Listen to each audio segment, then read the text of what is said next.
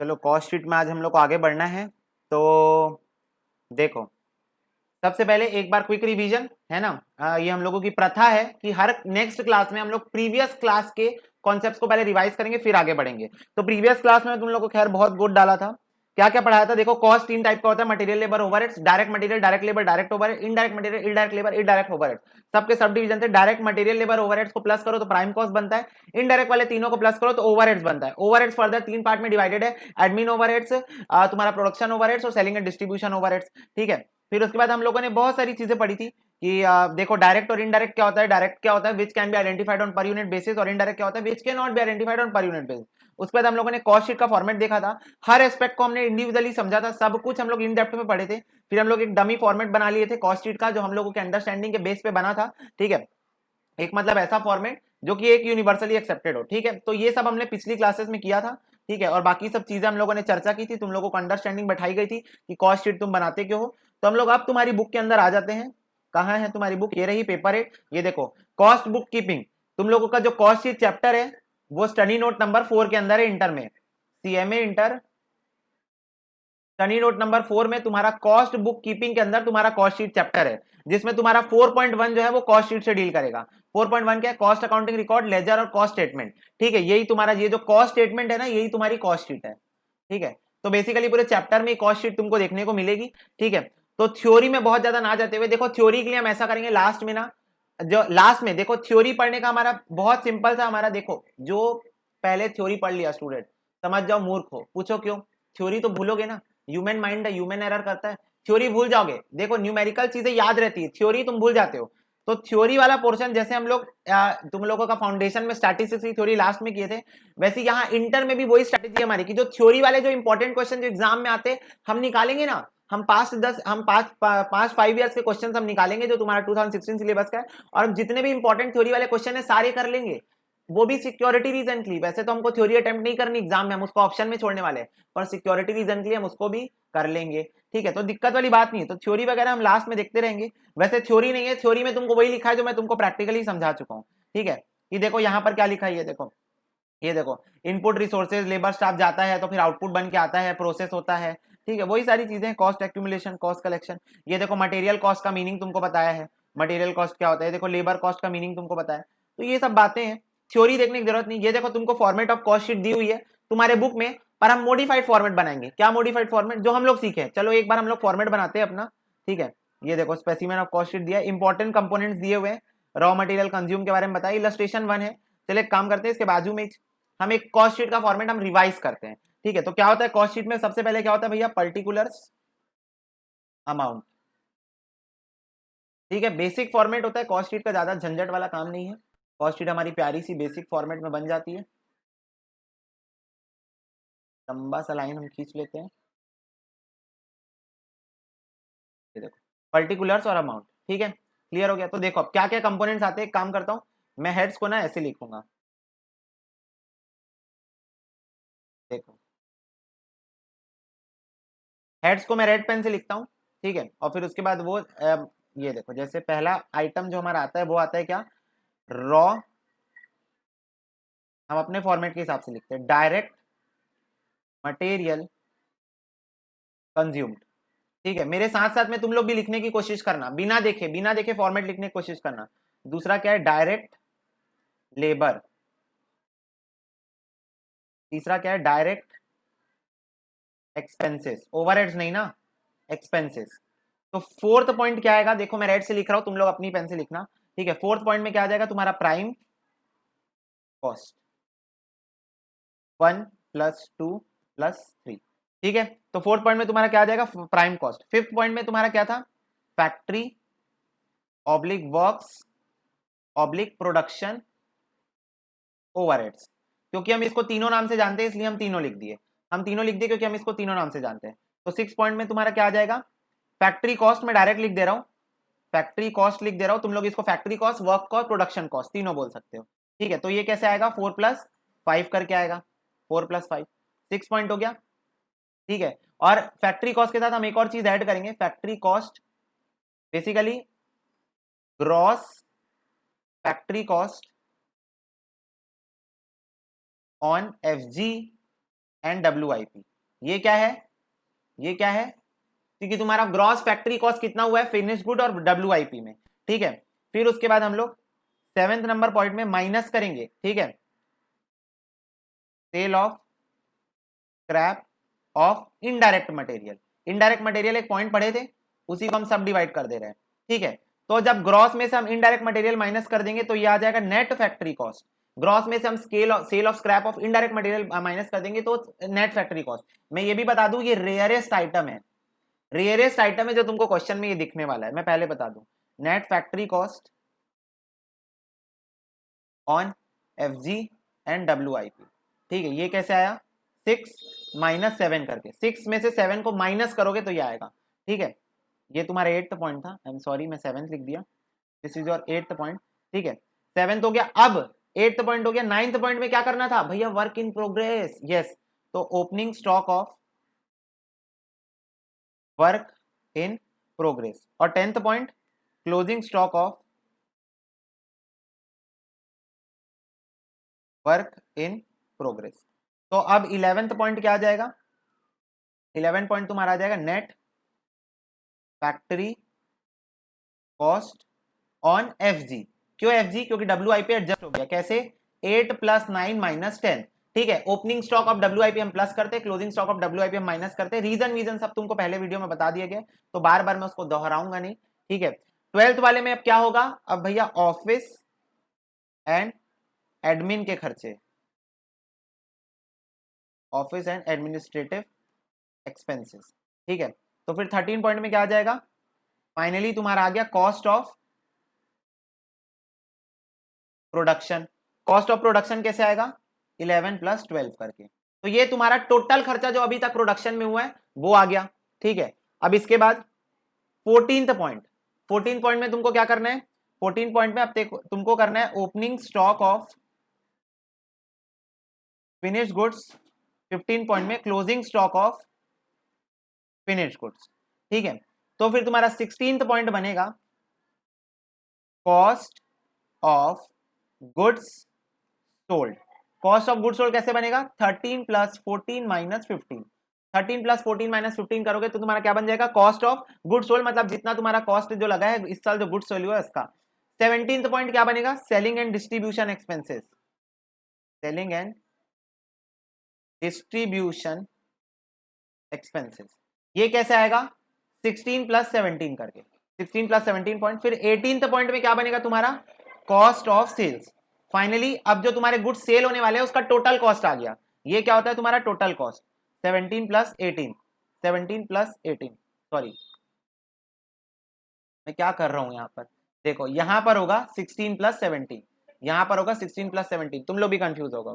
अब 19th में मैं ऐड करूंगा इसमें अपना प्रॉफिट का मार्जिन, और 20 में मैं निकाल दूंगा सेल्स, 18 + 19, ठीक है। तो ये तुम्हारा कॉस्ट शीट का बना पूरा तगड़ा सा फॉर्मेट, ठीक है। ये तुम्हारा कॉस्ट शीट का फॉर्मेट बन गया, तो तुम लोगों को भी होप्स ऑफ याद हो गया होगा कॉस्ट शीट का फॉर्मेट, ठीक है। तो ये चीज तुम अब ध्यान में रखना कि 20 पॉइंट होते हैं टोटल कॉस्ट शीट में। इलस्ट्रेशन नंबर 1 की तरफ हम फॉरवर्ड करेंगे, तुम्हारा CMA इंटर का क्वेश्चन है इलस्ट्रेशन नंबर 4, फिर उसके बाद हम लोग आगे क्वेश्चन करने वाले बहुत सारे। तो देखो, following data is available for the cost record of a company for the month of March 2017। तो कब का बन रहा है, मार्च 2017 का। क्या हमको पता है कि कॉस्ट शीट महीने की बनती है, हाँ भैया हमको पता है कॉस्ट शीट महीने की बनती है। देखो क्या क्या डेटा है, पहले पूरा क्वेश्चन पहले वर्ड से आखिरी वर्ड तक पढ़ना है, उसके बाद प्लान ऑफ एक्शन रहेगा। पहले पूरा क्वेश्चन पढ़ने की आदत डाल लो। Opening stock of job on 1 March 2017, 1 March का डेटा दिया है, जॉब नंबर 99 का, डायरेक्ट मटेरियल, डायरेक्ट वेजेस और फैक्ट्री ओवरहेड्स। अब मेरे को एक बात बताओ, क्या ये वर्क इन प्रोग्रेस जैसी फीलिंग दे रहा है, क्या वर्क इन प्रोग्रेस जैसी फीलिंग दे रहा है, देखो तुमको समझ में आएगा। Job number 77 direct material, direct wages और फैक्ट्री ओवरहेड्स बोल रहा है, अभी तक इसका इतना खर्चा, मतलब समझ रहे हो, जॉब नंबर 99 में मटेरियल, वेजेस और फैक्ट्री ओवरहेड्स इतना लग चुका है, मतलब ये पिछले महीने का आधा बना हुआ सामान है, पिछले महीने का ये वर्क इन प्रोग्रेस है। तो ये तुमको opening stock of work in progress दिया है, समझे, ऐसे तुमको गेम को समझना है, ठीक है। उसके बाद देखो पॉइंट नंबर 2 में दे रहा है डायरेक्ट मटेरियल, देखो बहुत अच्छा बाइफॉर्केशन क्वेश्चन हमको करके दिया है, काम आसान हो गया हमारा। Direct material issue during the month of February, February month में देखो क्या क्या डायरेक्ट मटेरियल इशू हुआ है, जॉब नंबर दो 99 में 120, जॉब नंबर 77 में 280, जॉब नंबर 66 में 225 और जॉब नंबर 55। तो देखो दो जॉब और ऐड हो गए, ये दोनों तो WIP में, ये दोनों और ऐड हो गए। ठीक है, फिर बोल रहा है direct labour details for March. I think question में कुछ गड़बड़ी है, ये मार्च होगा, आई थिंक ये मार्च होगा। क्यों? क्योंकि ये इशूड बोल रहा है during the month of March, तो हमको मार्च का बनाने बोला है, तो एक करेक्शन कर लो, यहाँ पर मार्च होना चाहिए। ठीक है, मार्च होगा यहाँ पर। तो देखो जॉब नंबर ए में 400 घंटे काम हुए हैं और 600 का अमाउंट पे हुआ है। ये 600 टोटल अमाउंट है ना, पर यूनिट नहीं है, मतलब पर आर वाला नहीं है। पर आर होता तो यहाँ पर डैश आर लिखा रहता, तो ये पर आर वाला सिस्टम नहीं, कंफ्यूज मत होना। जॉब नंबर 77 में 200 घंटे, जॉब नंबर 66 में 300 घंटे और जॉब नंबर 55 में 100 घंटे, तो 225 रुपए। ठीक है, तो अमाउंट हमको निकाल के दे दिया है, मतलब लड्डू क्वेश्चन है I think. Factory overheads are applied to jobs on production according to the direct labour rate which is two per. बोल रहा है फैक्ट्री के जो ओवरहेड्स होंगे वो according to direct labour are, मतलब जॉब नंबर 99 का कितना आएगा, 400 घंटे इंटू 2 रुपए, ये देखो 2 रुपए दिया है, इसका आएगा 200 इंटू 2 रुपए, इसका आएगा 300 इंटू 2 रुपए और इसका आएगा 100 इंटू 2 रुपए, ऐसा जाएगा ये, समझे? मतलब क्वेश्चन में तुमको ये इंफॉर्मेशन बताने की कोशिश किया है। ठीक है, उसके बाद पढ़ो, बोल रहा है फैक्ट्री ओवरहेड्स इनकर्ड इन मार्च 2017 2100। ओहो दई, देखो क्या बोल रहा है कि जो फैक्ट्री ओवरहेड्स इनकर्ड हुए हैं वो 2100 हुए हैं। तो एक बार टोटल लगा के देखो 2100 आ रहा है क्या? 4 2 जा 8 800, 2 2 जा 4 400, 3 2 जा 6 600 और ये 200, तो हो गया 6 7 8 9 10 11 12 12 8 2000 आ रहा है। ओहो, मतलब तुमको क्वेश्चन में डेटा का कुछ वेरिएशन दे दिया है। वेरिएशन क्या दिया है? आई थिंक देखो बोल रहा है कि फैक्ट्री ओवरहेड 2 रुपए पर आवर चार्ज करना था, पर एक्चुअल एक्सपेंसेस 2100 हो गया है, तो उस हिसाब से जो पर आवर का एक्सपेंस आना चाहिए वो आना चाहिए 2100 डिवाइडेड बाय टोटल आवर जो काम हुआ है। टोटल आवर कितना काम हुआ है? 400 600 700 800 900 4 5 6 7 8 9 10, 1000 घंटे एक्चुअल काम हुआ है, तो 2.1 पर आवर हो जाएगा। रेट फ्लक्चुएट हो गया। कॉस्ट शीट में तुमको ये चीज सीखनी पड़ेगी कि रेट फ्लक्चुएट होता है, रेट फ्लक्चुएशन होता है, तो रेट फ्लक्चुएट हो गया यहाँ पर। समझ गए मेरी बात? तो इस चीज को नोट करना अच्छा पॉइंट है, मतलब क्वेश्चन में एक चीज छुपा के दी है तुमको। फिर बोल रहा है job number A 99 and A 77 work completed during the month. तो बोल रहा है ये दोनों job during the month complete हो गए, मतलब जो बचे हुए दो हैं वो वर्क इन प्रोग्रेस में जाने वाले हैं। इसका मतलब ये समझ लो बचे हुए दो वर्क इन प्रोग्रेस में जाने वाले हैं। They are billed to the customer at a price which include 15% of the price of the job for selling and distribution expenses and another 10% of the price for profit। देखो question को धीरे धीरे ही पढ़ना पड़ेगा समझने के लिए। क्या बोल रहा है? जो जिस जिस प्राइस में जो गुड्स हम लोग बनाए, कौन सा? जॉब नंबर 99 और 77, वो बिल हुआ है 15% of the price for the job of selling and distribution. मतलब जो तुम लोग का सेलिंग प्राइस आएगा, सेलिंग प्राइस आएगा उसका 15% जो है वो तुम्हारा सेलिंग एंड डिस्ट्रीब्यूशन एक्सपेंसेस का होगा और अनदर 10% जो है वो प्रॉफिट होगा। मतलब सेलिंग प्राइस का 10% जो है वो प्रॉफिट होगा। मतलब तुम ये समझो कि टोटल 25% का जो सेलिंग प्राइस है, ठीक है, वो तुम्हारा किस पे जाने वाला है? सेलिंग एंड डिस्ट्रीब्यूशन में जाने वाला है और 10% प्रॉफिट में जाने वाला है। ठीक है, तो इसका मतलब ये है, इसका मतलब तुम ये समझो कि अगर तुम एज्यूम कर रहे हो, आई एम एज्यूमिंग कि सेलिंग प्राइस अगर 100 रुपए, तो इसमें से 15% जो है वो सेलिंग एंड डिस्ट्रीब्यूशन का खर्चा है और 10% जो है वो प्रॉफिट है।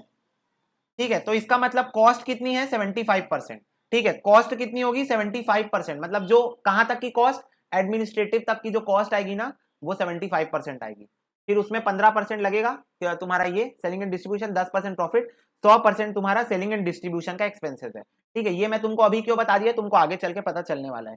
ठीक है, फिर आगे पढ़ो, क्या बोल रहा है? प्रिपेयर बोल रहा है जॉब कॉस्ट शीट फॉर 77 और 99। ये बात तो पता थी मेरे को पहले से कि ये दोनों के लिए कॉस्ट शीट बनाने बोलेगा। क्यों? क्योंकि यही दोनों कंप्लीट हुए तो इन्हीं दोनों की कॉस्ट शीट बनेगी। दूसरा बोल रहा है selling price for the job, तो सेलिंग प्राइस निकालने बोल रहा है, तो सेलिंग प्राइस निकाल लेंगे। और बोल रहा है calculate the value of work in progress, और बोल रहा है वर्क इन प्रोग्रेस में इस महीने मतलब मार्च का वर्क इन प्रोग्रेस कितना है उसका कॉस्ट निकालो। तो ठीक है, तो सबसे पहले कॉस्ट शीट बना ले। तो चलो इसमें ये वाली कॉस्ट शीट मैं नहीं यूज कर रहा हूं क्योंकि इसकी कॉस्ट शीट छोटी बनने वाली है। तो देखो cost sheet for the month March 2017। ठीक है, तो ये बन गया। फॉर्मेट क्या है हमारा?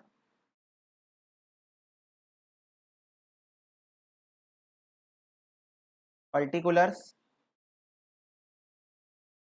जॉब नंबर 99 और 77 है ना, 99 जॉब नंबर 77। ठीक है, तो जॉब नंबर 99, जॉब नंबर 77, एक एक करके आइटम उठाते जाते हैं। तो देखो डायरेक्ट मटेरियल कितना है, 120 और 280। ठीक है, 120 और 280 क्या है तुम्हारा डायरेक्ट मटेरियल, देखो तो यहां पॉइंट नंबर 1, डायरेक्ट मटेरियल 120 280, तुमको डायरेक्ट कॉस्ट दिया है, टेंशन लेने की बात नहीं है। डायरेक्ट लेबर देखो 600 और 450, डायरेक्ट लेबर 600 और 450, इसका हम टोटल लगाएंगे, डायरेक्ट एक्सपेंसेस है नहीं, तो क्या आ जाएगा, थर्ड में क्या आ जाएगा, प्राइम कॉस्ट। प्राइम कॉस्ट 1 + 2, तो 6 7 720, 4 5 6 नहीं सॉरी 8 5 3 का एक लिए 1 करी 4 5 6 730, तो ये क्या आ गई, प्राइम कॉस्ट आ गई। अब फोर्थ में क्या आता है, फैक्ट्री ओवरहेड्स। तो फैक्ट्री ओवरहेड्स का हमारा सीन कैसे क्लियर हुआ था कि ठीक है वो 2 रुपए पर आवर बोल रहा था, पर लेबर आवर बोल रहा था, लेकिन बाद में फ्लक्चुएशन हुआ और 2.1 पर आवर हो गया। हमको क्वेश्चन में ये देखो इन्फॉर्मेशन दी बेटा, कॉस्ट अकाउंटेंट हो, इतना दिमाग तुमको लगाना ही पड़ेगा। ठीक है, तो 499 और ये 277, तो 400 इंटू, ऐसे लिखता हूं मैं, 400 इंटू 2.1, 200 इंटू 2.1, तो ये कितना कितना आएगा मेरा, देखो 11840, क्या आ रहा है मेरा 420, 420, तो ये क्या आ गया मेरा, फैक्ट्री ओवरहेड्स। इसको हम टोटल लगा दें तो फिफ्थ पॉइंट में क्या आ जाएगा मेरा, factory cost on work in progress. अब मैं यहाँ ग्रॉस नहीं यूज किया, मैं यहाँ फिनिश गुड्स नहीं यूज किया, क्यों, क्योंकि ना मेरे पास फिनिश गुड्स है ना मेरे पास स्क्रैप है, मेरे पास क्या है, मेरे पास सिर्फ WIP है, तो इसलिए मैं फैक्ट्री कॉस्ट ऑन WIP लिख दिया। कितना आएगा, देखो 720 + 840, तो ये कितना आ रहा है 1560, और ये कितना आ रहा है 730 + 420, ये आ रहा है मेरा 1150। इतनी बातें क्लियर होगी आपको। ठीक है, तो देख लो डेटा हमने यूज कर लिया, ये वाला डेटा यूज हो गया है, ये वाला डेटा। भैया WIP का क्यों नहीं लगा रहे हो, WIP अलग है, थर्ड पॉइंट पे पूछा है ना WIP। ये हो गया मेरा फैक्ट्री ओवरहेड्स हो गया। अब मैं WIP के एडजस्टमेंट करता हूँ वर्क इन प्रोग्रेस की, जॉब नंबर 99 और जॉब नंबर 77, टोटल निकाल लेता हूँ WIP ओपनिंग स्टॉक कितना है, क्लोजिंग स्टॉक मेरे को दिया नहीं है, WIP का टोटल में निकालू तो 80 + 150 + 200, 430, और यहां पर 420 + 450 + 400, तो ये आ रहा है 1270। ठीक है, तो ये मेरा WIP का डेटा आ गया, तो यहां पर मैं लिख देता हूं सिक्स्थ पॉइंट में, opening stock of work in progress, और यहां पर लिख देता हूं closing stock of work in progress. तो कितना कितना आया था मेरा, ये आया था 1270। ठीक है, और ये कितना आया मेरा 430, 430, ये वाले में डैश डैश कर दो। अब तुम लोग सोच रहे हो कि भैया क्लोजिंग स्टॉक ऑफ WIP लिखे क्यों, लिखना पड़ता है, रिचुअल है। अगर ओपनिंग स्टॉक लिख रहे हो तो क्लोजिंग स्टॉक भी लिखना है और दिखाना है डैश डैश। इसका लगा देते हैं हम टोटल। अब क्या आएगा मेरे पास एट्थ पॉइंट में, अब देखो मेरे पास क्या है, मेरे पास वो नहीं है, क्या नहीं है मेरे पास फिनिश गुड्स नहीं है, तो अब मेरा direct cost of goods sold आ जाएगा, कॉस्ट ऑफ गुड्स सोल्ड आ जाएगा, क्योंकि मेरे पास ओपनिंग और क्लोजिंग फिनिश गुड्स नहीं। तो कितना आएगा 1560 प्लस ओपनिंग स्टॉक 430, तो ये आ रहा है 1990, और ये आ रहा है 1150 प्लस 1270, एक मिनट 1270, तो ये आ रहा है मेरा 2420। ठीक है, मैं यहाँ ब्रैकेट में लिख भी देता हूँ 6 + 7 सॉरी 5 + 6 5 + 6 - 7। ठीक है, तो ये क्या आ गया मेरा कॉस्ट ऑफ गुड्स सोल्ड आ गया। क्लियर हो गई बात, तो ये मेरा हो गया कॉस्ट ऑफ गुड्स सोल्ड। अब 9th नंबर पॉइंट के लिए थोड़ा सा फॉर्मेट को हम बड़ा बनाते हैं। अब आएगा selling and distribution expenses, selling and distribution expenses. 10th number point में आएगा मेरा cost of sales, 11th number में आएगा मेरा प्रॉफिट, और 12 नंबर में आएगा मेरा सेल्स। अब भैया आप ये पहले से क्यों लिख दिए, बताता हूं बेटा सब्र करो, हम बताएंगे आपको ऐसा हम क्यों कर दिए। ठीक है, कॉस्ट ऑफ सेल्स कैसे आता है 8 + 9 करके, और प्रॉफिट और ये सेल्स कैसे आता है 10 + 11 करके। अब मेरी बात को समझो, मैंने क्या बोला, मैंने क्या बोला कि जैसे मान लो सेल्स जो है वो 100% पर है, सेल्स कहां पर है 100% में, तो इसमें से माइनस होगा 15% सेलिंग एंड डिस्ट्रीब्यूशन का, माइनस होगा सेलिंग एंड डिस्ट्रीब्यूशन का 15% और माइनस होगा प्रॉफिट का 10%, तो 75% क्या आएगा भैया, ये आएगा cost of production. Cost of production आएगा ना 75, ये देखो कॉस्ट ऑफ प्रोडक्शन में मैं सेलिंग एंड देखो कॉस्ट ऑफ प्रोडक्शन 75% आएगा, इसमें सेलिंग एंड डिस्ट्रीब्यूशन में ऐड किया 15% और 10% का प्रॉफिट ऐड किया, तब तो 100% की सेल आई ना। तो इसका मतलब ये है कि ये जो तुमको दो ठो डेटा दिख रहा है यहाँ पर 1990 और 2420, ये जो तुमको दो ठो डेटा दिख रहा है, ये अभी कहां पर खड़े हुए हैं, इन लोग अभी खड़े हुए हैं 75% पे। अभी इन लोग स्टैंड कहां पर है 75% में। मेरे को इनको 100% पे लेके जाना है, मैं सेल्स निकालना चाह रहा हूं, मेरे को इनको 100% पे लेके जाना है। तो बहुत सिंपल सा ट्रिक बता रहा हूं तुमको, तुम ये वर्किंग दिखाना, ये तुम्हारी वर्किंग है ना, ये तुमको दिखानी है वर्किंग, ठीक है। तो बहुत सिंपल सा ट्रिक है, जैसे जॉब नंबर 99 के लिए हम निकालते हैं, जॉब नंबर 99 के लिए हम निकालते हैं, तो देखो कॉस्ट कितना है 1990, अभी ये कहां पर है, अभी कहां पर है 75% में, तो 75 से इसको डिवाइड करो और मेरे को जाना कहां है 100% में, मेरे को सेल्स के पास जाना है। अभी ये क्या है, ये भी मेरी कॉस्ट है, ये भी मेरी कॉस्ट है, 75% मेरी कॉस्ट है और वो 1990, पर मेरे को सेल्स के पास जाना है जो कि 100% है, तो इससे मैं मल्टीप्लाई करूंगा तो 1990 तुम डायरेक्ट कैलकुलेटर में दबाओ डिवाइडेड बाय 75%, ऐसे कैलकुलेटर में डायरेक्ट दबा दो तो तुम्हारा आ रहा है 2653.33। तो इसको मैं 2653 लेता हूं राउंडेड ऑफ में 2653। वैसे ही दूसरे का करूं तो 2420 जॉब नंबर 77 क्या है 2420, इसको भी 75 से डिवाइड और 100 से मल्टीप्लाई, क्यों, क्योंकि ऊपर भी कॉस्ट है नीचे भी कॉस्ट है इनटू सेल्स, ये भी कॉस्ट है ये भी कॉस्ट है इनटू सेल्स कर दूंगा, तो सेल्स की वैल्यू मेरे को मिल जाएगी जो कि है 2420 डिवाइडेड बाय 75% दबा दूं तो ये आ रही मेरी 3226.66। तो इसको मैं राउंड ऑफ कर सकता हूं 3227, और तुम चाहो तो राउंड ऑफ नहीं भी करोगे तो चलेगा 3227। तो ये आ गया मेरा क्या सेल्स। अब सिंपल सी बात है, सेल्स का 10% प्रॉफिट है, तो 2653 इंटू 10% निकालू तो ये आ रहा है 265.3, ठीक है, ये मेरा प्रॉफिट है, ठीक है। अब ये दोनों को अगर मैं ये दोनों को माइनस करूं तो कॉस्ट ऑफ सेल्स आ जाएगा, माइनस करता हूं तो ये आ रहा है 2387.7, ठीक है। और वैसे ही सेल्स का 2653 इंटू 15% क्या है सेलिंग एंड डिस्ट्रीब्यूशन, तो ये आ रहा है मेरा 397.95, ठीक है। तो ये मेरा सेलिंग एंड डिस्ट्रीब्यूशन, वैसे ही इसका भी निकाल देता हूं 3227 का 10% में निकालूं तो ये आ रहा है 322.7, ठीक है। इसको मैं इससे माइनस कर दूं तो 2904.3 आ रहा है कॉस्ट ऑफ सेल्स, और वैसे 3227 का इंटू 15% निकाल दूं तो ये आ रहा है 484.05, ठीक है 484 अब एक बार मैं तुमको ये चीज फिर से समझा देता हूँ, एक बार मैं तुमको ये फिर से चीज समझा देता हूँ। सबसे पहले हम लोग पूरा क्वेश्चन फिर से देखेंगे, एक बार देखते हैं तुम्हारे बुक में क्या किया गया है। अच्छा तुम्हारे बुक में भी यही किया गया है, यस तुम्हारी बुक में भी ऐसे ही किया गया है, ठीक है। तो दैट इज वेरी गुड कि हम लोग अपने इस बुक का फॉर्मेट फॉलो अप कर पा रहे हैं, ठीक है। तो देखो मैं तुमको एक बार और फिर से समझा रहा हूं, ध्यान से समझना। देखो यहां तक का हमारा कार्यक्रम बहुत आसानी से हो गया, कहां तक का, कॉस्ट ऑफ गुड्स सोल्ड तक का। उसके बाद मेरे को क्वेश्चन ने बोला कि जो सेल्स का 15% है, जो सेल्स का 15% है वो सेलिंग एंड डिस्ट्रीब्यूशन है, किसका, सेल्स का, और प्रॉफिट का 10% क्या है, और सेल्स का 10% क्या है, प्रॉफिट है।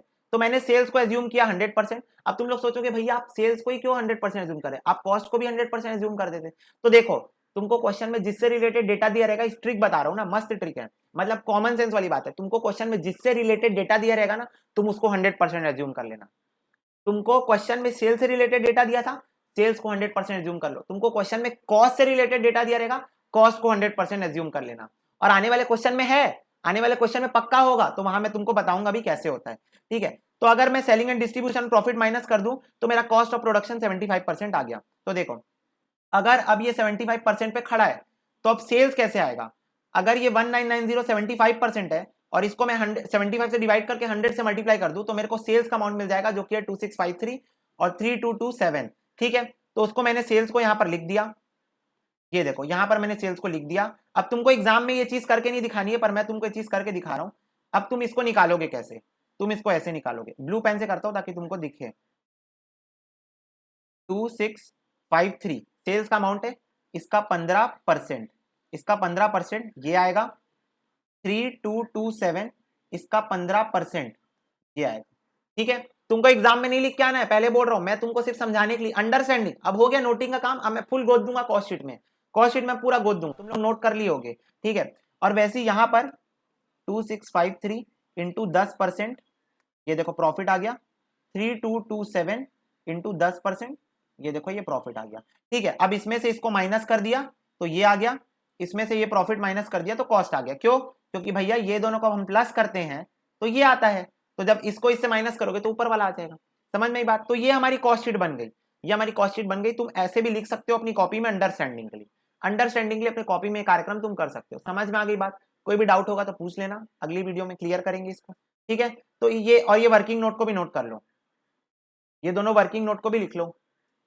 ठीक है, तुमको पॉज करके लिखना रहता है, तुमको ये बात अच्छे से पता है, मेरे को 10 बार तुमको ये बात बताने की आवश्यकता नहीं पड़नी चाहिए।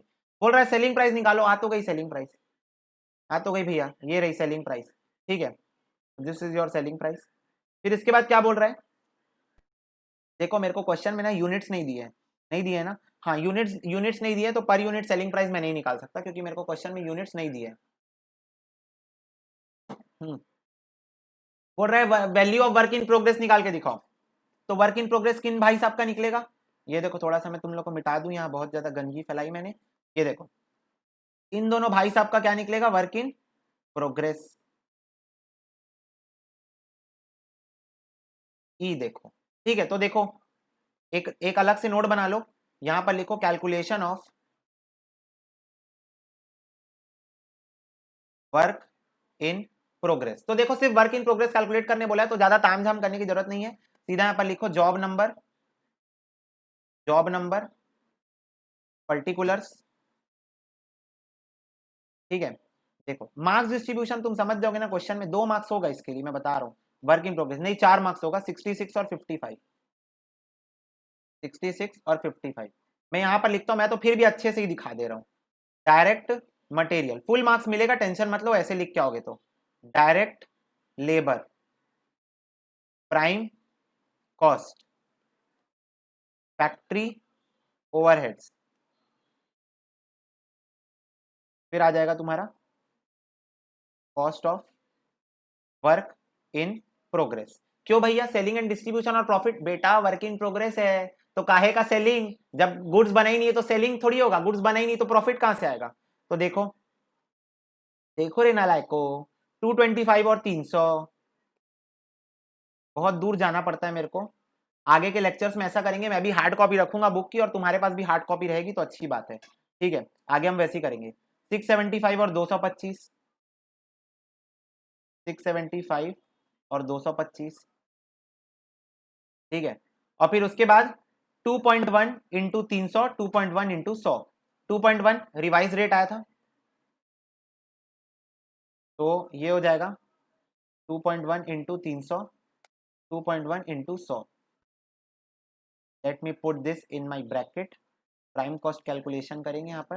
तो ये आ रहा है मेरा 225 प्लस 675, तो प्राइम कॉस्ट आ रहा है मेरा 900 रुपये, और 300 प्लस 225 तो ये आ रहा है मेरा 525 रुपये। 300 इंटू 2.1 कर लेते हैं तो ये आएगा मेरा 630 रुपये, और 100 इंटू 2.1 कर लेते हैं तो ये आ रहा है मेरा 210 रुपये। इसको टोटल लगा लेता हूँ तो 900 प्लस 630 तो ये आ रहा है 1530, और 525 प्लस 210 तो ये आ रहा है मेरा 735। तो this is the value of your work in progress for job number 66 and job number 55। ठीक है, क्लियर हो गई बात?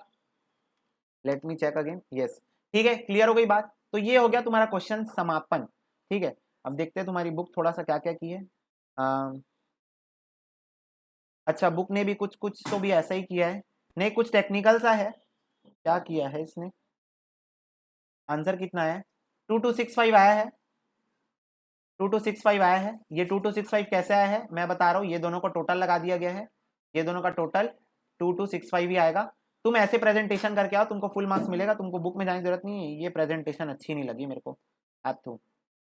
अच्छा ये देखो, ये थोड़ी सी सिंपल सुपर प्रेजेंटेशन है, पर ऐसी भी मत करना, ये बहुत कैजुअल है, ये बहुत फॉर्मल है, तुमको बीच का काम करके आना है। ठीक है, बाकी ये देखो वर्किंग नोट इसने भी बनाया वैसी वाला।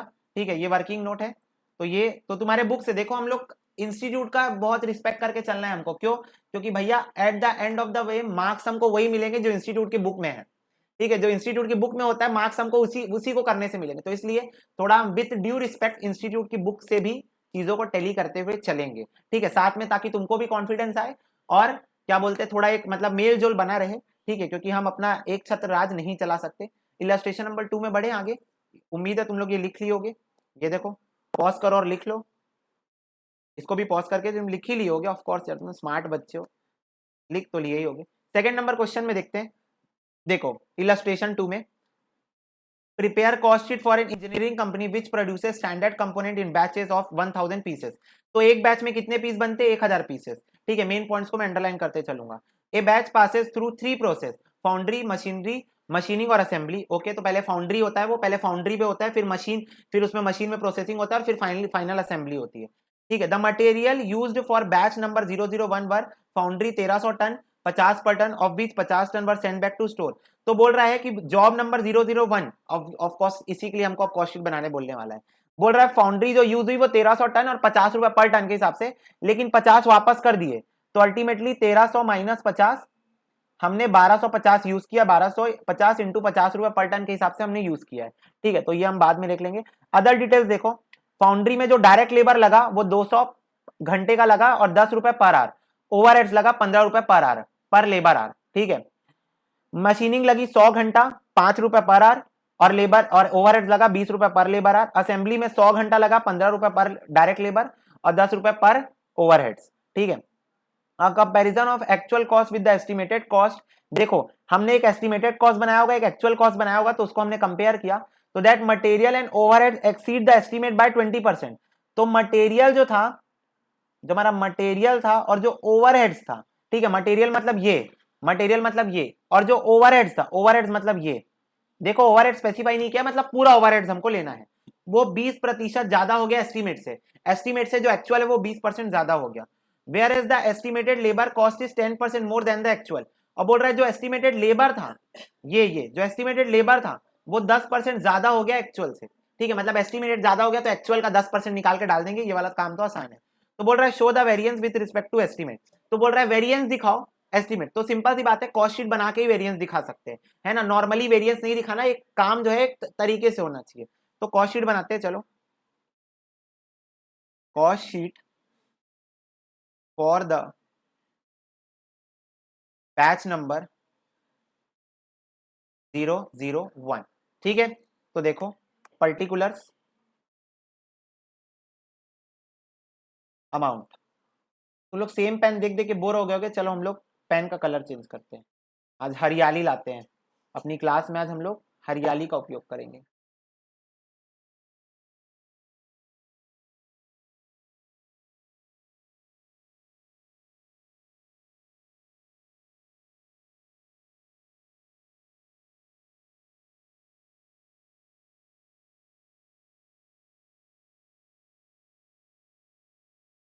ओहो, कहाँ भग गया?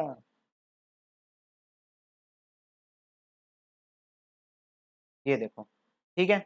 अच्छा, वेरिएंस के लिए भी एक फोल्डर बनाना है ना।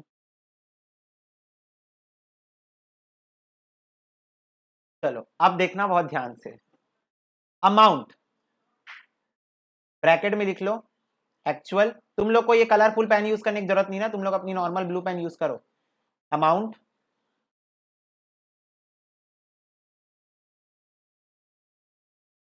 अमाउंट, ये होगा मेरा एक्चुअल, ये होगा मेरा एस्टिमेटेड, ठीक है। और यहां पर मैं लिख देता हूं वेरिएंसेस, कितना वेरिएंस है, ठीक है, वो मैं यहां पर लिख देता हूं। तो देखो सबसे पहले क्या लिखते हैं हम? सबसे पहले भैया हम लिखते हैं डायरेक्ट मटेरियल, फिर हम लिखते हैं डायरेक्ट लेबर। डायरेक्ट मटेरियल में यहां पर निकाल लिया था, कितना है? 1200, सॉरी 1250 इंटू 50 पर टन के हिसाब से, ठीक है। तो ये एक्चुअल में कितना आ रहा है? 1250 इंटू 50, तो ये आ गया मेरा 62,500, ठीक है, 62,500, ठीक है। क्लियर हो गई बात? अब मेरी एक बात समझो, हम लोग ना एस्टिमेटेड भी निकालते, एक काम करते पहले, चलो एक्चुअल कर लेते फिर एस्टिमेटेड करें। डायरेक्ट लेबर कितना है? 210 फाउंड्री में 200 इंटू 10, मशीनिंग और असेंबली में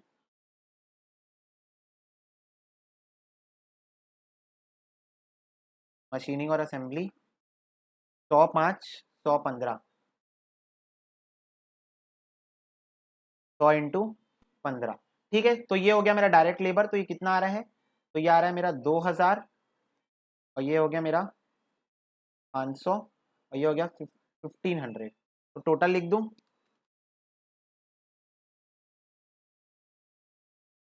4000 टोटल है। 4000 कितना है? टोटल है। ठीक है, तो अब तुम्हारा आ जाएगा कितना? डायरेक्ट एक्सपेंसेस नहीं है तो प्राइम कॉस्ट निकाल लेता हूं। प्राइम कॉस्ट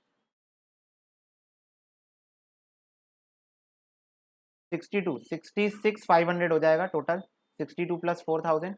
ठीक है, प्राइम कॉस्ट आ गया। फोर्थ में हम लिखता हूं मैं फैक्ट्री ओवरहेड्स। फैक्ट्री ओवरहेड्स में भी देखो कितना है तुम्हारा, एक है तुम्हारा फाउंड्री का, तो मैं रेड से ही लिखता हूं, एक है तुम्हारा मशीनिंग का, और एक है तुम्हारा असेंबली का। कितना कितना है? 15 रुपए पर आवर, तो 200 इंटू 15, 100 इंटू 20, और 100 इंटू 10।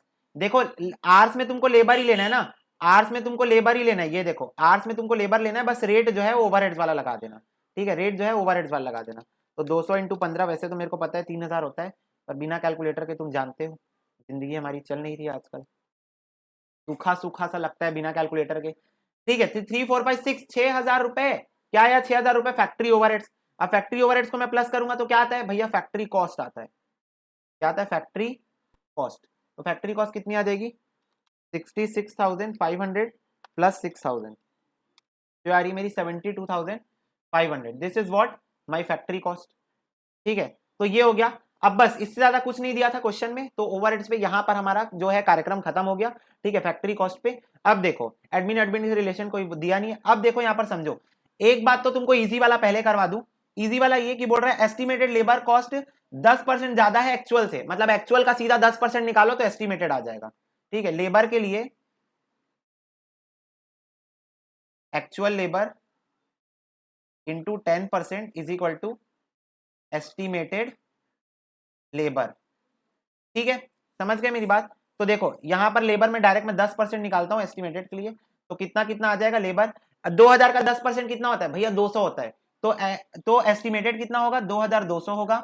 500 का 10% 50 रुपए, तो एस्टिमेटेड 550 होगा। और 1500 का 10% कितना होता है? 150, तो ये कितना हो जाएगा? 1650। मैं क्या किया? मैं इसका 10% निकाला, इसका 10% निकाला, इसका 10% निकाला, और प्लस कर करके लिख दिया। तो अब एक मेरी बात समझो, अब कंपेयर करके देख लो। अब देखो कंपेयर करके, क्या एक्चुअल एस्टिमेटेड एक्चुअल से 10% ज्यादा है? यस। तुम और ऐसे निकाल सकते हो, अपने कैलकुलेटर में लिखो 2000 प्लस 10%, तो 2200 आ गया। ठीक है, 500 प्लस 10% तो 550 आ गया, और 1500 प्लस 10% तो 1650 आ गया। तो ये मेरा एस्टिमेटेड लेबर आ गया। ठीक है, अब द मेन पॉइंट इज कि एस्टिमेटेड ओवरहेड्स और एस्टिमेटेड तुम्हारे इस पे क्या नाम है, मटेरियल पे गेम है।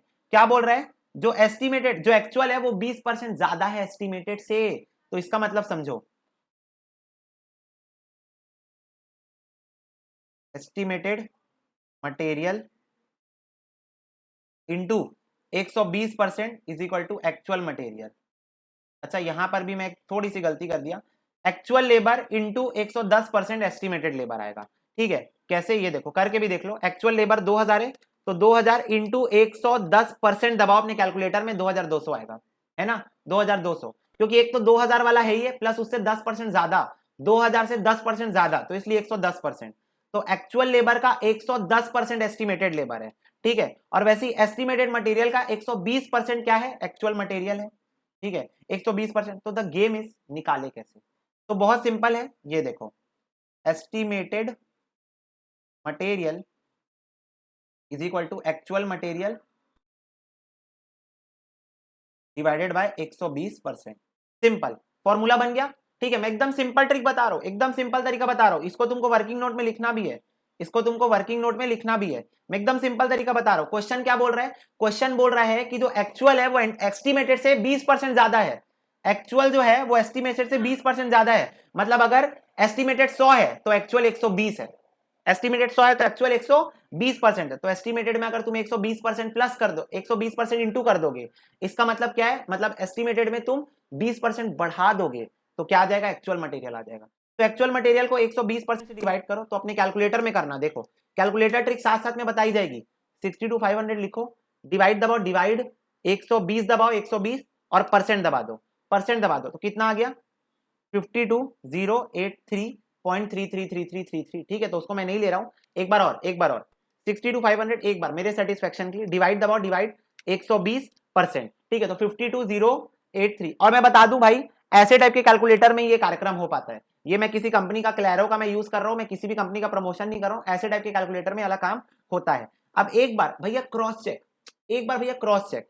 ठीक है, 52,083 लिखो, 52,083 एस्टिमेटेड लिखो, इसमें इंटू 120% करो। क्यों? क्योंकि अगर 120% इंटू करे और 62,500 आया मतलब सही है। ये देखो 62,499.6 आ रहा है, ये देखो 62,499.6 आ रहा है, मतलब हमारा सही है। समझे? तो ये बेटा ये सब छोटी छोटी चीजें भाई तुमको एग्जाम में ना इतना टाइम सेव करेगी, इतना टाइम सेव करेगी। इतना बड़ा एग्जाम 3 घंटे में पेपर छोड़ के आते हैं बच्चे, मैं बता रहा हूं, मेरे दोस्त छोड़ के आए, मेरे स्टूडेंट पिछले साल के छोड़ के आ चुके पेपर। क्यों? क्योंकि टाइम मैनेजमेंट नहीं हो पाता। क्यों? कैलकुलेटर ट्रिक्स नहीं बनती। तो यही कैलकुलेटर ट्रिक है 52,083। ठीक है, तो ऐसे तुम कर सकते हो, इसको तुम लिख लेना। ठीक है, समझ में आ गया होगा तुमको। एक बार और समझा दूं तुमको मैं, देखो बोल रहा है कि जो एस्टिमेटेड मटेरियल अगर 100 है तो एक्चुअल मटेरियल 120 है, एक्चुअल मटेरियल 20% ज्यादा है मतलब 120, मतलब एस्टिमेटेड अगर 100 है तो एक्चुअल जो है वो 20% ज्यादा है, मतलब 120 एक्चुअल है। तो एस्टिमेटेड मटेरियल का 120% क्या है, एक्चुअल मटेरियल है। तो उसी को मैंने डिवाइड करके एक फॉर्मूला बना दिया। ऐसी ओवरहेड्स के लिए करते हैं, estimated overheads into 120% is equal to actual overheads. इसके लिए भी ऐसा ही हम लोग कर लेते हैं। ठीक है, तो इसका भी फॉर्मूला फिर वैसे ही बन जाएगा। तो फिर से ऐसे ही करते हैं, काम करो, 3000 दबाओ, 3000 डिवाइडेड बाय 120% दबा दो, तो 2500 आ रहा है। तो मतलब एक्चुअल कितना, एस्टिमेटेड कितना होगा, 2500 होगा। वैसे ही 2000 दबाओ, 2000 डिवाइडेड बाय 120% कर लो, तो ये आ रहा है 166.66, तो मैं इसको 1667 ले रहा हूँ। ठीक है, और फिर उसके बाद 1000 डिवाइडेड बाय 120%, तो ये भी कुछ 800 आएगा। हाँ, 833 आ गया। ठीक है, समझे मेरी बात? ट्रिक समझ रहे हो ना, ट्रिक कैसे काम कर रही है, ट्रिक समझो बेटा। ठीक है, कि डायरेक्ट मैंने 3000 को 120% कैसे किया, मैंने किया 3000 डिवाइडेड बाय 120 और कैलकुलेटर में परसेंट दबा दिया।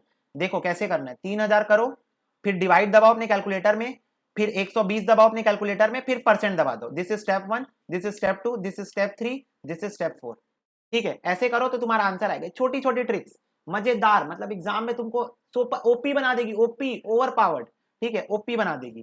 ठीक है, तो क्लियर हुई ये बात? ठीक है, तो अब हम लोग करते हैं टोटलिंग एस्टिमेटेड का भी। ठीक है, तो ये कितना है 52,083। कोई भी डाउट होगा भाई मेरे से पूछ लेना, 24 घंटे में तुमको रिप्लाई मिलता है डाउट का, तुमको ये बात अच्छे से पता है। ठीक है, तो ये मेरा आ रहा है टोटल 56,483। ठीक है, फिर उसके बाद इसको भी लगा लेते हैं, प्लस 2500 प्लस 1667 प्लस 833, तो ये आ रहा है मेरा 61,483। अब हम लोग वेरिएंस देखते हैं, वेरिएंस। तो देखो एस्टिमेटेड 52,083 था, एक्चुअल 62,500, मतलब ये नेगेटिव हो गया। नेगेटिव हो गया क्यों? क्योंकि मैंने एस्टिमेटेड कम किया था, एक्चुअल ज्यादा हो गया, तो खर्चा ज्यादा हो गया, तो ये नेगेटिव हो गया। तो 62,500 माइनस 52,083, तो ये मेरा नेगेटिव में आएगा 10,417। क्यों? क्योंकि एक्चुअल ज्यादा हो गया, एंटीसिपेटेड कम हो गया। ये वाला पॉजिटिव आएगा 200, ये वाला पॉजिटिव आएगा 50, ये वाला पॉजिटिव आएगा 150। ठीक है, तो ये वाला भी नेगेटिव आएगा। फिर टोटल वाला 66,500 माइनस 56,483, तो ये आ रहा है मेरा 10017 नेगेटिव। ठीक है, 10017 नेगेटिव आ रहा है। फिर ये वाला भी कंपेयर करता हूँ, तो ये भी नेगेटिव 500 आ रहा है। ठीक है, और ये भी आएगा 2000 माइनस 1667। तुम समझ रहे हो ना नेगेटिव क्यों लिख रहा हूँ बच्चों? समझ रहे हो ना नेगेटिव क्यों लिख रहा हूँ? क्योंकि एक्चुअल ज्यादा हो गया, एस्टिमेटेड कम था, समझे? इसीलिए नेगेटिव लिख रहा हूँ। 1000 माइनस 833, तो ये आ रहा है 167 नेगेटिव। तो ये सारे नेगेटिव्स को मैं प्लस करूं या फिर यहाँ पर मैं डायरेक्ट भी निकाल देता हूँ, 72,500 माइनस 61,483, तो ये भी आ रहा है मेरा 11,017 नेगेटिव। ठीक है, तो ये ऐसा कुछ सीन यहाँ पर बना मेरा कॉस्ट शीट का। ठीक है, जो फॉर द जॉब नंबर 001। ठीक है, क्लियर हुई बात? तो इसको तुम लोग एज इट इज ऐसे नोट कर दो, एज इट इज ऐसे नोट कर लो। एक बार हम बुक से भी देखते हैं, बुक का क्या तरीका अपनाया है हमारी बुक ने। तो हमारी बुक ने भी कुछ वेरिएशन लिए हैं, वेरिएशन। अच्छा ओके ओके गूगल, इन्होंने वर्किंग नोट नहीं दिखाई है, हमने वर्किंग नोट दिखाई है। ओपी गाइस, ओपी, हम लोग ओपी हैं क्यों? बुक ने वर्किंग नोट नहीं दिखाई। ये भाई बच्चा पागल हो जाएगा। ये अमाउंट आया कहां से? ये अमाउंट ये अमाउंट ये अमाउंट आया कहां से भैया? वर्किंग नोट तो दिखा देते हमारे चाचा जी। नहीं दिखाई गई है working note. Okay this is very good. अच्छा ये एफ ए क्या है? एफ ए, एफ मतलब होता है फेवरेबल, ए मतलब होता है एडवर्स। ठीक है, तो जितने भी नेगेटिव है उसके बाजू में एडवर्स लिख दो। जितने भी नेगेटिव है उसके बाजू में adverse adverse adverse adverse adverse adverse, और जितने पॉजिटिव है उनके बाजू में लिख दो फेवरेबल फेवरेबल फेवरेबल फेवरेबल। ठीक है, तो ये एक चीज हमने नहीं की थी, ये भी तुम कर लो। ठीक है, तो इसको आप लोग नोट कर लो फटाक से एक बार जल्दी। नोट कर लो इसको। चलो लिख लिए तो नेक्स्ट। चलो तो अब हम लोग आगे देखते हैं। नेक्स्ट लिख लिए होगे तुम लोग इसको, उम्मीद है मुझे बहुत अच्छी सी कि तुम लोग लिख रहे होगे। इलस्ट्रेशन नंबर 3 देखते हैं। ठीक है, तो देखो, an advertising agency has received an inquiry for which you are supposed to submit the quotation. Okay, bill of material prepared by the production department of the job state the following requirement of the material. Paper 10 reams of 1800 पर रीम। Okay, तो ये अपना direct material हो गया ना, 10 reams, 10 reams मतलब bundle, और 1800 पर रीम है। ठीक है, इंक और अदर प्रिंटिंग मटेरियल 5000 और बाइंडिंग मटेरियल अदर कंज्यूमेबल 3000। तो ये तो मेरा पूरा डायरेक्ट मटेरियल ही हो गया ना, ये मेरा पूरा डायरेक्ट मटेरियल ही हो गया, डायरेक्टली कंज्यूम होगा। ठीक है, some photographer is required for the job, the agency does not have a photographer as an employ, it decided to hire one by paying 10,000 to him, estimated job card prepared by production department, specify the service of the following employees will be required. तो ये 10,000 रुपए का जो photographer higher हो रहा है ये मेरा डायरेक्ट लेबर होगा। क्यों? क्योंकि अगर ये नहीं होगा तो मेरा प्रोडक्शन नहीं हो पाएगा। क्यों? क्योंकि मेरी एडवर्टाइजिंग एजेंसी है। कॉमन सेंस लगाओ ना, कॉमन सेंस। क्वेश्चन तुम्हारे साथ गेम खेलना चाह रहा है, कॉमन सेंस लगाओ। अगर फोटोग्राफर नहीं होगा तो एडवर्टाइजिंग एजेंसी का काम नहीं चलेगा, प्रोडक्शन का। मतलब प्रोडक्शन, हम लोग का क्या प्रोडक्शन है? प्रिंटिंग विंटिंग। फोटोग्राफी नहीं होगी तो प्रोडक्शन नहीं हो, तो ये डायरेक्ट लेबर में कैटेगराइज होगा। प्लस मेरा आर्टिस्ट लगेगा, मतलब रिक्वायर्ड फॉर द जॉब के लिए बता रहा है, कॉपी राइटर लगेगा और क्लाइंट सर्विंग लगेगा। ठीक है, तो इतने बंदे लगेंगे, ये सभी डायरेक्ट लेबर है। ओहो, ये तो सभी डायरेक्ट लेबर में जा रहे हैं। ठीक है, आर्टिस्ट भी डायरेक्ट लेबर है, कॉपी राइटर भी, क्लाइंट सर्विसिंग, तीनों तीनों बंदे डायरेक्ट लेबर में है, क्योंकि मेरा एडवर्टाइजिंग एजेंसी है। समझो, जॉब के कारण ये चीज हो रही है। जॉब का नेचर समझ जाओगे तो तुम काम समझ जाओगे। एडवर्टाइजिंग एजेंसी में अगर इनमें से कोई बंदा नहीं हुआ, काम रुक जाएगा। काम रुक गया, देखो ऑफिस का कोई बंदा नहीं आया, ऑफिस और एडमिनिस्ट्रेटिव में मान लो एक दो दिन चार्टर्ड अकाउंटेंट या कॉस्ट अकाउंटेंट नहीं आया तो काम रुकेगा, प्रोडक्शन का नहीं। पर इनमें से कोई बंदा नहीं आया तो काम रुकेगा। तो ऐसे तुम समझ जाओ ये लोग डायरेक्ट लेबर है। ठीक है, फिर बोल रहा है primary packaging material will be required to be tune for 4000। ओहो, प्राइमरी पैकेजिंग मटेरियल भी लगेगा। प्राइमरी पैकेजिंग कहां जाता है? डायरेक्ट मटेरियल में। प्राइमरी पैकेजिंग का मतलब समझ लो पहले। टूथपेस्ट लेते हो, टूथपेस्ट लेते हो घर में, तो जो पेस्ट की ट्यूब होती है वो प्राइमरी पैकेजिंग कहलाती है। मेरे को एक बात बताओ, ऐसा कभी देखो किराना दुकान वाले के पास गए, भैया बोले भैया 500 ग्राम का पेस्ट दे दो, बोला ला हाथ दे, हाथ दिए, तुम ऐसे करके ट्यूब को पिचका के तुम्हारे हाथ में 500 ग्राम का पेस्ट वो दे दिया, ऐसा कभी होता है? नहीं। अगर प्राइमरी पैकेजिंग पेस्ट में नहीं होगी तो वो पेस्ट बिक नहीं पाएगा, वो जाके सेलेबल सेलेबल कंडीशन में वो नहीं आ पाएगा अगर प्राइमरी पैकेजिंग नहीं होगी। तो प्राइमरी पैकेजिंग इस वजह से डायरेक्ट मटेरियल में काउंट होता है, क्योंकि अगर वो नहीं हुआ तो सेलेबल कंडीशन नहीं हो पाएगी। सेकेंडरी पैकेजिंग मतलब तो खोखा होता है, जो डब्बा रहता है ना वो खोखा सेकेंडरी पैकेजिंग। पर प्राइमरी पैकेजिंग के बिना प्रोडक्ट जो है वो सेलेबल कंडीशन में नहीं आ पाता। तो ये मेरा डायरेक्ट मटेरियल पार्ट है। Production overhead 40% of the direct cost. Direct cost मतलब क्या होता है? Prime cost. डायरेक्ट कॉस्ट मतलब क्या होता है? Prime cost. ठीक है, फिर उसके बाद बोल रहा है while the selling and distribution overhead likely to be 25% of the production cost। Production cost का 25% क्या है? सेलिंग एंड डिस्ट्रीब्यूशन है। एजेंसी एक्सपेक्ट कर रही है कि 25% of the profit on coated price. Coated price मतलब सेलिंग प्राइस का 20%, सॉरी सेलिंग प्राइस का 20% एजेंसी एक्सपेक्ट कर रही है। ठीक है, the agency work for 25 days in a month and 6 hours a day. ठीक है, तो ये वाला गेम क्यों दिया है तुमको समझ में नहीं आया होगा। 25 डेज इन अ मंथ और 6 आवर्स अ डे, ऐसा क्यों दिया है? क्योंकि यहां पर भी कुछ कुछ डेटा दिया है और यहां पर भी कुछ कुछ डेटा दिया है। तो ये डेटा का क्या यूज है ये तो मैं तुमको अब क्वेश्चन करते टाइम ही बताऊंगा। तो सबसे पहले चलो कॉस्ट शीट बनाते हैं। Cost sheet for the month क्या है?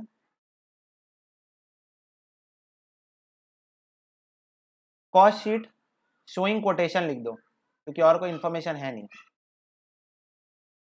कॉस्ट शीट शोइंग कोटेशन, चलो बनाते सुंदर सी कॉस्ट शीट।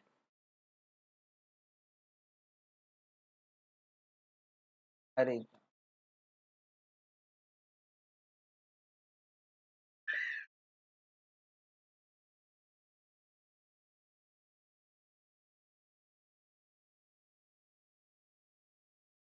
ये देखो, चलो हो गया हमारा कार्यक्रम।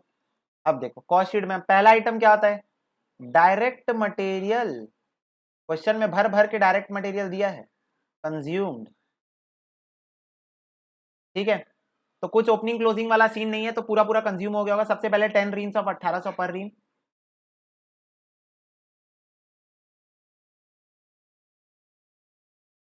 10 रीम्स ऑफ 1800 पर रीम, तो कितना हो गया ये 18,000 रुपए। ठीक है, फिर उसके बाद क्या है, ink and other printing material,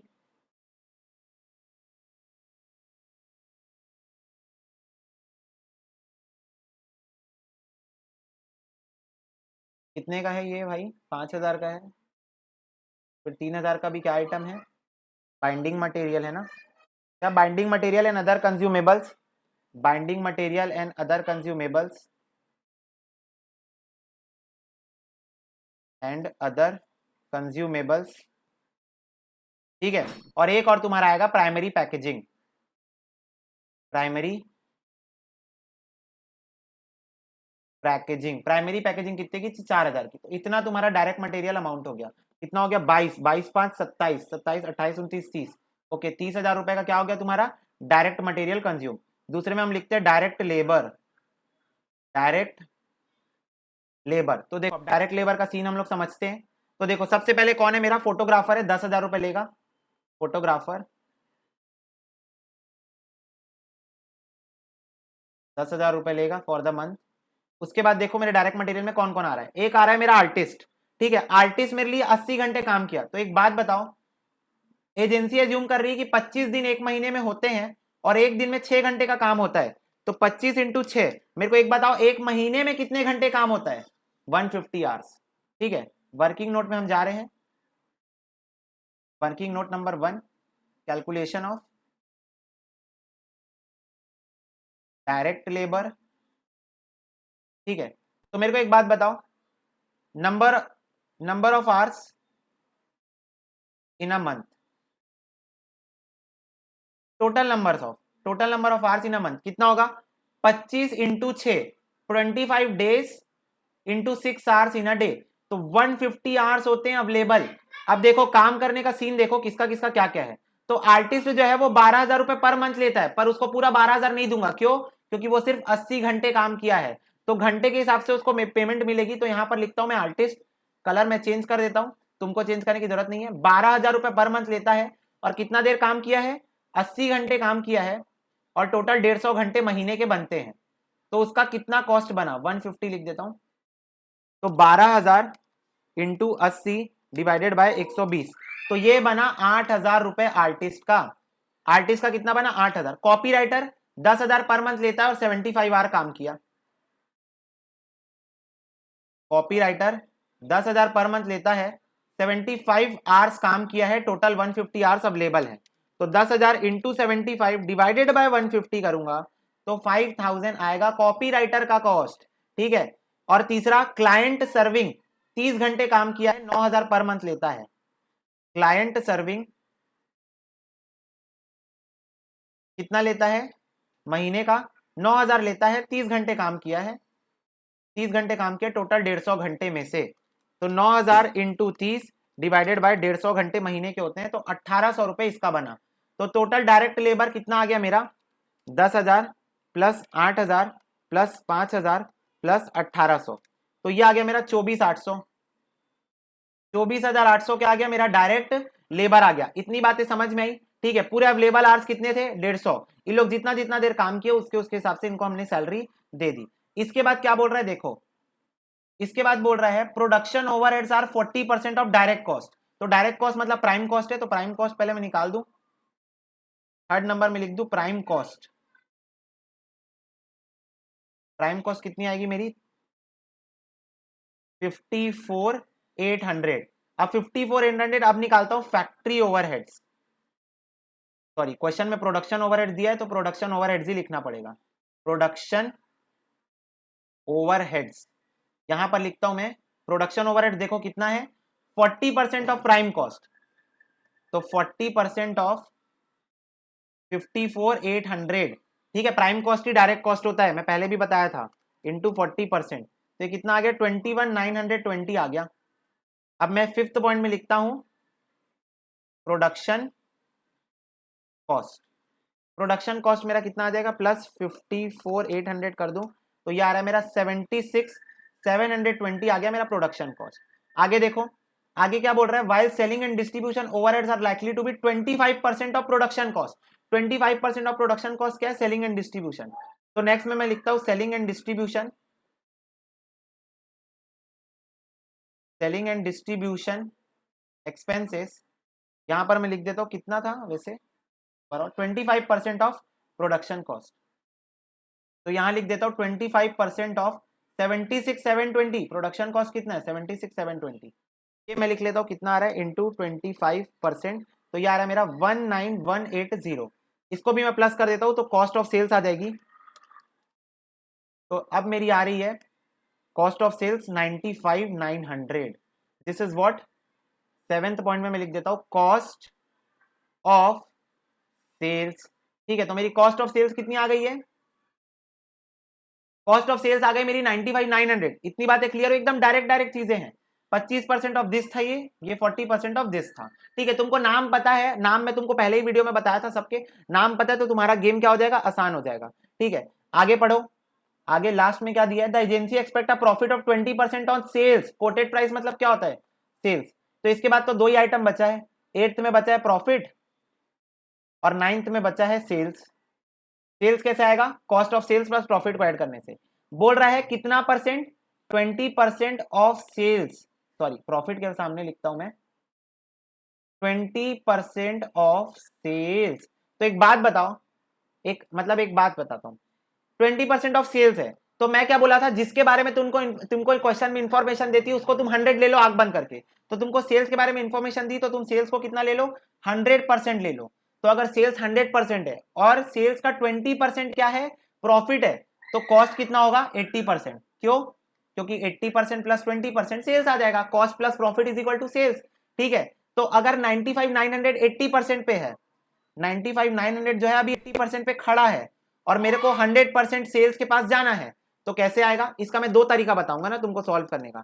divided by 80% कर दो, तो मेरी सेल्स जो आ रही है वो आ रही है 119,875। अब इसी का 20% निकालता हूं तो प्रॉफिट आ रहा है 23,975। ठीक है, इसका दूसरा तरीका बताता हूं। दूसरा तरीका मैं तुमको कंसाइनमेंट के टाइम पे ही बता चुका हूं। ठीक है, कि मान लो क्वेश्चन में तुमको दिया है 20% ऑफ सेल्स, इसका मतलब क्या है, इसका मतलब है 1/5 ऑफ सेल्स। इसका मतलब क्या है, 1/5 ऑफ सेल्स। तो इसको ना तुमको नीचे वाले को ऊपर वाले को सेम लिख देना है, ऊपर वाले को सेम लिख देना है, नीचे वाले को ऊपर वाले से माइनस करके, मतलब 5 - 1, 5 - 1 कितना होता है 4 ऑफ कॉस्ट हो जाएगा। ये ट्रिक है, ये छोटी सी ट्रिक है भैया। ये ट्रिक आई कहां से, ये ट्रिक यहीं से आई बेटा, कि अगर सेल्स तुम्हारी 100 है, सेल्स तुम्हारी 100 है और तुम्हारा जो प्रॉफिट है वो 20% ऑफ सेल्स है, तो कॉस्ट कितना होगा 80 होगा। तो एक बात बताओ, प्रॉफिट ऑन सेल्स कितना हुआ, प्रॉफिट ऑन सेल्स कितना हुआ 20/100। ठीक है, इंटू 100, इसका मतलब 20%। ठीक है, मतलब 1/5। प्रॉफिट ऑन कॉस्ट कितना हुआ, प्रॉफिट ऑन कॉस्ट कितना हुआ 20/80 इंटू 100, यानी कि 25%, यानी 1/4। अगर तुम इसको ये यहां पर परसेंट में कन्वर्ट भी नहीं करते और तुम डायरेक्टली भी लिख देते तो 20/100 is equal to 1/5, 20/80 is equal to 1/4। तो ये यहीं से आया, लॉजिक वही है कि अगर सेल्स 100% है, प्रॉफिट 20% है, तो कॉस्ट 80% होगा। तो प्रॉफिट ऑन कॉस्ट कितना आएगा 1/4। इसको लिख लेना ना, वर्किंग नोट में तुमको यही दिखाना है, वर्किंग नोट में तुमको यही दिखाना है, तो इसको लिख लेना। ठीक है, तो अगर मैं 1/4 ऑफ कॉस्ट से निकालू तो ये मेरी कॉस्ट है, इसका 1/4 निकालो, इसका 1/4 निकालो, कितना आ रहा है 95,900 डिवाइडेड बाय 4, तो ये आ रहा है मेरा 23,975। दोनों तरीके से वही आंसर आएगा, दोनों भी तरीके से, तुमको जिस तरीके में मजा आए, तुमको जो तरीका आसान लगे तुम वो तरीका अपना सकते हो। क्वेश्चन खत्म, पैसा हजम। एक बार I am going to check from the book, as I told you priorly guys कि we are going to follow blindly the institute's material. ठीक है, एक मिनट, 23,975, तो ये 1,19,000 कैसे लिख दिया मैं, सब कुछ तो सही है। 95,900 डिवाइडेड बाय 80%, माइनस 95,900, तो 23,975। I think this is wrong, let me add this 93,100 Okay, okay, okay, okay. Okay, there is a mistake coming from prime cost 54,200 है, 54,200, हाउ इट इज पॉसिबल? 10,000 की हमारी चार्जेस है, 6,400 हमारा आर्टिस्ट ने लिया है, ठीक है, और 5,000 1800, एक आर्टिस्ट में आई थिंक कुछ हमारी गड़बड़ी है, 12,000 into 80 divided by 150, okay 12,000 into 80 divided by 150, okay okay. Artist में यहाँ पर अमाउंट जो है 6400 का है, 64, यहाँ पर हमारी छोटी सी कैलकुलेशन मिस्टेक, ह्यूमन एरर, ठीक है। तो ये प्लस 10,000 प्लस 5,000 प्लस 1800, देखो चेक करने का यही एडवांटेज होता है। तो ये थोड़ा सा यहाँ पर चेंजेस है, 23,200 आ रहा है, 23,200 आ रहा है, ठीक है। फिर उसके बाद हम इसको प्लस कर लेते हैं, 23,200 प्लस 30,000, तो ये आ रहा है मेरा 53,200, 53,200 आ रहा है। अब इसका हम 40% निकाल लेते हैं, 53,200 का 40% निकाल लेते हैं, तो ये आ रहा है 21,280, 21,280 आ रहा है, ठीक है। फिर हम इसको प्लस कर लेते हैं, प्लस 53,200, तो ये आ रहा है मेरा 74,480, 74,480। अब इसका 25% हम निकालते हैं, 74,480 का 25% कितना आ रहा है, 18,620, 18,620। इसको हम प्लस करते हैं 74,480 में, तो ये आ रहा है मेरा 93,400, 93,400। अब 93,400 का मैं 1/4 इधर से भी निकाल लेता हूँ एक बार, और एक बार अपना वो वाला भी कर लेता हूँ, 80% वाला डिवाइडेड बाय 80%, तो 1,16,750 आ रहा है, 1,16,750 माइनस करता हूँ 93,400, तो ये आ रहा है 23,350 मेरा प्रॉफिट। एक बार ऐसे वाला भी निकाल के देखते हैं, तो 93,400 इंटू सॉरी डिवाइडेड बाय 4, तो ये आ रहा है 23,350। तुम लोग को पता है, तुम लोग अगर एक तरीका सीख गए ना, तो तुम दूसरा तरीका क्रॉस चेक के लिए भी यूज कर सकते हो। तुमको पता है सबसे बड़ा एडवांटेज यही है कि एक तरीका अगर तुम सीख गए तो तुम दूसरा तरीका काहे के लिए यूज कर सकते हो, क्रॉस चेकिंग के लिए भी यूज कर सकते हो। अब हमारा एब्सोल्युटली करेक्ट आ गया होगा आंसर, ठीक है।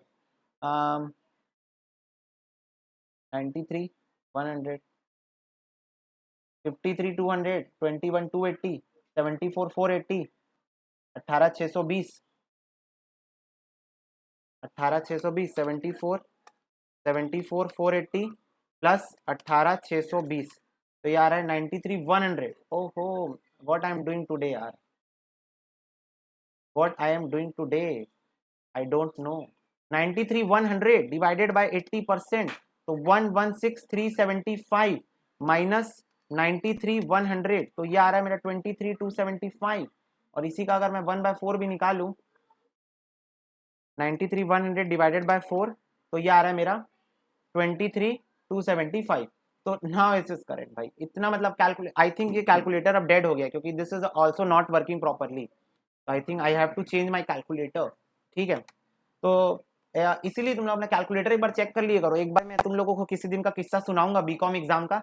एक बहुत बड़ा गेम हो गया था मेरे दोस्त के साथ, उसे कैलकुलेटर हर आंसर गलत बता रहा था। ऐसा कभी कभी होता है कैलकुलेटर में, टेक्निकल भाई क्या है, मशीन से तुम क्या एक्सपेक्ट कर सकते हो, what you can expect from a machine, ठीक है। तो इसीलिए थोड़ा सा उसमें वो रहना चाहिए। तो ठीक है, ये तुम्हारी बन गई कॉस्ट शीट। ऐसे तुम्हारा कार्यक्रम हुआ। जो दो चीजें जो बेसिकली इस क्वेश्चन में तीन चीजें सिखाने वाली थी वो मैं एक बार और रिपीट कर रहा हूं। पॉइंट नंबर 1 कि पूरे महीने में 150 घंटे होते हैं और वो बंदा अगर 80 घंटे काम किया है तो तुम उसको प्रोपोर्शनेट अमाउंट दोगे, ठीक है, 75 और ये 30। तो this is the point two learn. और दूसरा कि तुम्हारे नाम नए दिए थे, नए नए नाम दिए थे, प्राइम कॉस्ट की जगह तुमको डायरेक्ट कॉस्ट दे दिया था। तो direct cost prime cost same होता है, लेक्चर 1 में बताया था तुमको, ठीक है। और तुमको ऐसे ऐसे परसेंट बेसिस पे निकालने बोला था। थर्ड थिंग जो सीखने वाली थी वो ये थी, वो ये तो वैसे हर क्वेश्चन में आने वाला है, ये जो प्रॉफिट वाला सीन है ना वो तो हर क्वेश्चन में आएगा। तो इसमें तुम दो तरीका लगा सकते हो, एक ये वाला तरीका अच्छा था और एक ये वाला तरीका, तुम्हारा ये वाला तरीका अच्छा था 100%। तो दोनों तरीका लगा के तुम आंसर क्रॉस चेक कर सकते हो अपना, ठीक है। और ये भी तुम वर्किंग नोट में ऐड कर लेना। देखो तुम लोग को ऐसे लग रहा होगा भैया बुक में वर्किंग नोट नहीं दिया है तो हम भी वर्किंग नोट नहीं देंगे। तुम बेटा संकट में हो, एग्जाम में वर्किंग नोट के मार्क्स रहते हैं, अमाउंट कहां से आए कैसे पता चलेगा मेरे को। मेरे को कैसे पता चलेगा अमाउंट कहां से आया? तो एग्जाम में अब तुम लोग बोलोगे भैया यहाँ वर्किंग दिखी है, ठीक है यहाँ वर्किंग दिखी है, पर तुमको अपनी अंडरस्टैंडिंग के हिसाब से वर्किंग नोट एग्जाम में फिक्स करके आना है, सिखाया जा रहा है, तो इस चीजों को सीख लो, ठीक है। तो बस इस वाले लेक्चर में हम इतना ही करते हैं, है ना। Will continue in the next lecture from your illustration number 4 और देखते हैं फिर आगे कितना करते जाएंगे। तो God bless you, take care, bye bye.